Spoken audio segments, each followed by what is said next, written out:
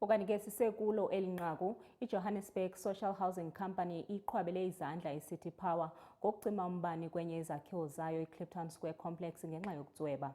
Obambele ingqonyela yakwaJoshco uNokwazi Mtshali ulumkisa ngobungozi bokucweba umbani nokuqhagamshela ngokungekho mthethweni esithi kunokubangela uqhushumbo nomlilo. iJohannesburg Social Housing Company okuJoshco ngamafuphi usaseka ngokugcwele isenzo esithathwe yiCity Power njengoba namhlanje igaleleke eCliptown Square endaweni yaseSoweto.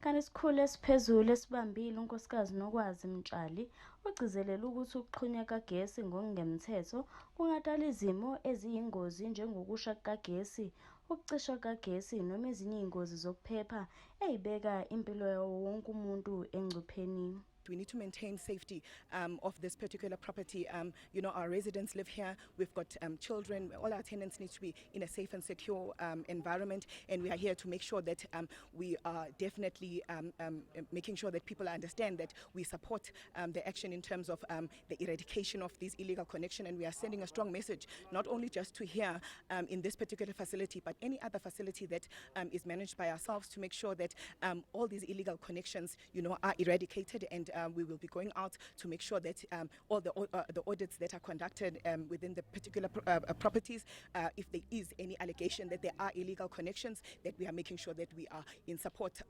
and we are there at the forefront assisting and making sure that all the facilities that we manage stay safe and secure.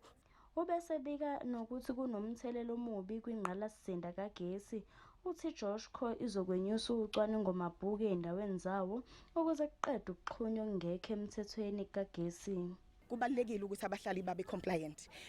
Indaba yokuthi enene bangene bazoziconnectela illegally is really against the law, and we want to send a strong message to say any lawlessness is not welcome at Joshco. There's a strong message that we are sending across, that any illegal connections are not going to be welcome, and we are definitely going to be going on a hard drive and making sure that we eradicate those so that we are able to then collect the relevant revenues in relation to our rental, and also in relation to City Power akwazi ukuthola irevenue yakhe efanele, because this thing of bridging is obviously tampering with infrastructure, and it's lawlessness, and we are not going to stand for it. Loka Mtshali bese khuthaza zonke izakhamuzi ukuthi ihambisane nemithetho nqubo, zibike noma iziphi izenzo ezisolisayo futhi isize kwenzeni umphakathi ube indawo ephephile kuwona wonke umuntu.